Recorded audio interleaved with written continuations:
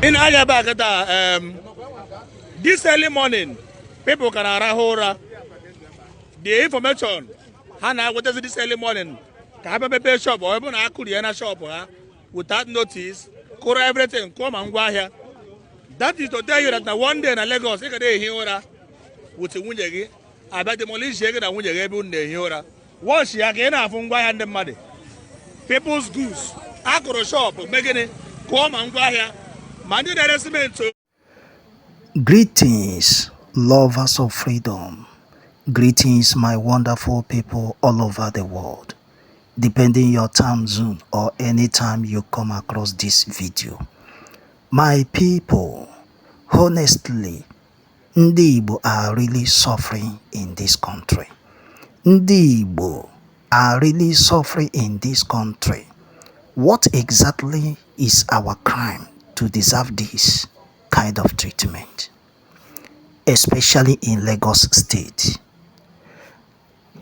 My people, another demolition of Igbo shop at Festac yesterday. Watch the video. Please subscribe, like and share. In Ayabagata, this early morning, people can arahora. The information, Hana, what is this early morning? Kahababe shop or even Akuriana shop without notice, Kora everything, come and go here.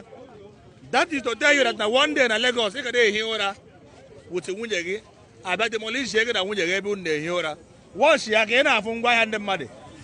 People's goods, Akura shop, making it, come and go here.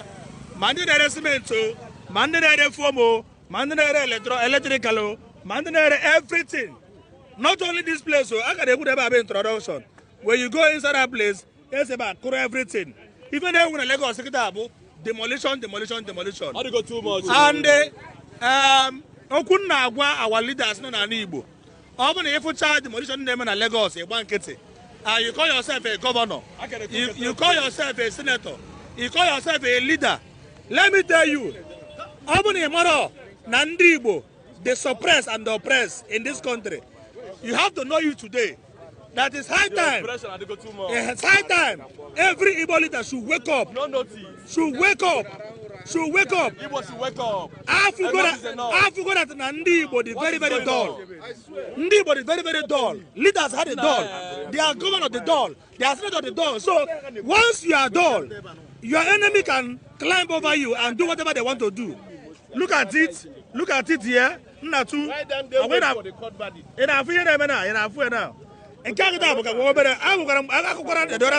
Lagos Island. It took us everywhere. And no notice. Well, mụ na onwe m ihe m na-enwekwana eturi ndị Igbo ba ya abụ.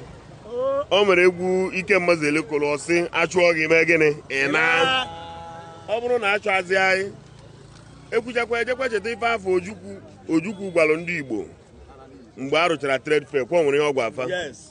O mere okwu ọgwụ afa nke nwa bụ onye Igbo nụrụ ya mana imego na ebe onye bi ka ọ na-awachi mana ndị Igbo be anyị na ndị bụ ndị welitere isi n'ala Igbo ọ ya bụ ofu okwu ahụ ekwuru m n'isi ụtụ taa agba mfa sifa na ihe mere Igbo bụ na Igbo bụ na-etesi anyị ọ bụ na onwere ihe anyị mere na nke mere anyị emekwa anyị ọzọ ya bụ onye mere echetaghị emekwa anyị another one because na ka Chinefo ka a na plan more for we Igbos.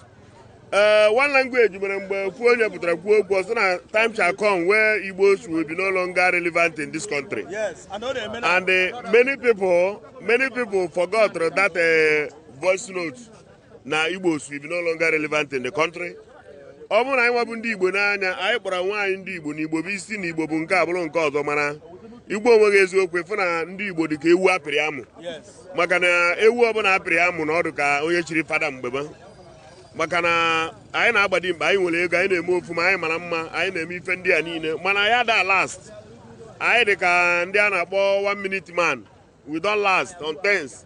Every time I na damage anyị na-anọ na restructure mgbe ọbụla anyị na-arụgharị akụri arụgharị every 2-3 weeks a ga-akụtu a ga-arụgharị maka na ebe a na-ekwu okwu a bụkwana mmadụ ejiri allocation you know. So my point ebe a bụ ndị Igbo be anyị ọbụna attack ihe mebere anyị na ọrụ oyibo Lagos a na-akpata ego na Lagos bụ eziokwu mana nke na-atọ na Lagos na-akarịzikwa nke anyị na-afụ anya maka anyị na-akpata ego ebe a mana ego nke na-efunarị anyị na-adị modern nke anyị na-akpata ihe o nwere ihe nwere ịgbakwa ndị na-ebe a maka ya na-ajụ kedu nkasi obi o nwere nkasi obi a na-enye onye ngwa ahịa mebiri abụghị esi agbakwa n'isi maka na nkasi obi elu nkasi obi anị mbido n'isi na-efi alụ mmadụ ọbụla megidere wee standgo mana ịgwa onye abịa bidokwa n'isi ọ na-adị ka ebe di na nwunye dị n'ime ụlọ na-eme lọv emego ụzọ n'ike ọ na-ada amụ mana ọ gaghị emebe na ama mmalitekwa ọzọ biko ndị Igbo be anyị o ruo na mgbe unu ga-eji aka unu mara ihe unu mere onwe unu ọ bụ na ọ dịbeghị unu clear that now we are not one. I nwere 3 ethnic group in Nigeria, Igbo, Hausa and Yoruba, and in 1914 ka e mere amalgamation wee sị na anyị ncha bụ one. When I judge just kedu ka onye na-asụ Yoruba na onye na-asụ Hausa na onye na-asụ Igbo, they don't understand themselves ka a ga-esi abụrụ one. Our culture is different from Yoruba culture. Yoruba culture is different from Hausa culture. Hausa culture is different from Igbo culture. And you people say na anyị bụ one. Okay, fine, all right, fine and good. We are one, but let us do something in accordingly. Let's do things in accordingly. If we are one, if you treat Mr. A well, try and treat Mr. B well. The same thing applicable to Mr. C. Now, even a Lagos Sekita, even a Wukitabu, demolition. People are not there, but I say, Igbo, go and develop your land, go and develop your land. They are right. They are very, very right to tell us to go and develop our land. But the problem is, say, when Nigeria allow Igbo to go, you cannot tell me that now Igbo people in Abuja, they are developing Abuja. It's only Igbo people now for Nigeria as one Nigeria. Igbo people are developing every corners of Nigeria, but they are being suppressed and oppressed. Now the same Igbo people will that they want to go their land. They don't want to belong to Nigeria again. Can't you allow them to go? You are oppressing them, suppressing them, and still want them to still stay where their shop are being demolished. And if they complain, it's not Hanacho Biafra. If they complain, it's not Hanacho Biafra. You guys are pursuing us to go. And we want to go. You don't want to allow us to go. You want our business to destroy. You want our business to, destroy. We are not one, no. And in Ozobu, I want to go. I want to go. If you want to go, go! Go! Don't tell me they don't want us to go. They don't want us to go. And then they don't. If you want to go, you do what? Go! That is how to go. What will you do?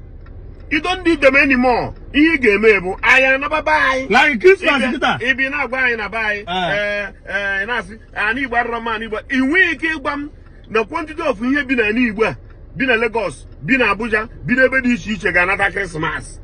We another Christmas. We decide there, and we think when we're in again when you're not Igbo return home. Yes. Igbo need and Igbo need a return one to a face in a new Webatano Ali Igbo. Oh, Mero phone dapo. I got you on the bell phone. Yes. I'm going to do Igbo. We're not gonna buy. Who is that bagger? He has no idea to do. Makonobo de Jugo, Kodo, but everywhere. Mother Jubani, I hear we're no for 3 months. Lagos are dry, yeah. Go in the bone, no, strike, I'm not 3 months. Oh, to a case, and the other 9 not 3 months. One day in a book, I'm not. Yes. I never come back. I go this country. Yes, now. When you go home, you do something as a Torella. Nobody could say, I Torella. But Christmas, here that's 1 week. Now is to complete 1 month, 60 days. I know 1 month to Christmas. I think this year or last year. Ndibo and now a well long vacation on my one address. Ndibo almost 1 month na east. If I turn a Lagos, it can be Ndibo. Also, Bara. Can you open a bomb no that movement in a push? Why don't you buy you decide and we are going we are going home. Everybody decided Allah 3 months. On a ballad at Christmas, December 25, Lagos had a bubble on expressway, don't you? Go! Ndibo Murun's the Mozo, Odigo Koyade. And the one of Etosi Boni Bima and Etosi were Dodgia is no longer funny. Ade Kunkemena Trade Fair. Building at the some other island, and the one of an island and Kayaland plus this one. ọ bụrụ iwu na anyị ga-echegide ntị egbufu isi anyị bifo anyị mata na nke a dịgo too much. Na o nwere ha na-emegide nwoke megide gị megide to epush gị to the wall. Nwanne ọsọgode gị jiri si gaba ije. Anyị wu ndị Igbo ana anyị nwere twice so kwado. Yes. Ka anyị yari ime nwa anyị dị vulnerable onye pụta ọma anyị kwune so ọ gafee. Onye bịa ojiri ndị Igbo ficheche motie ọ drop not go too much. Nna ka anyị jikọtagodo nwa anyị ọnụ. Na ya na-eme anyị n'obodo a akpọ Nigeria go too much. Ọ karịgo aka. Adị mana ndị anyị kwuru si na ejiro akpata ufuo abụọ garanya. Ị na-achịkọta after 2 years they will come and scatter it for you. Ihe ụlọ akụ dịsịrị here now, no notice. They were not allowed to carry their goods. Early in the morning, I be go to see all these things. Another man, Kaimari Hage, and I would our leaders, Igbo politicians. Very wicked people. Very wicked without just selfish. Very yeah, man, useless. their pocket. Anywhere below face. That's what they do. For how long shall we continue to go through this kind of oppression in this country? One Nigeria, and you are deceiving you and myself. You know that we're not one. We are not one. We are not one. We can never be one. And we can never be one. Because our culture are not the same thing. Yes. Our culture are not the same thing. I ain't a moment and ham and a moment in. In now, they say an Igbo man cannot rule Nigeria. But we are doing business. God is blessing us. We are doing very well. Okay, make when I take the presidency, make we do our business. Kaila. Ola. Me on a carry na presidency. Yes, you say where we go. We go. We go. Fine and good.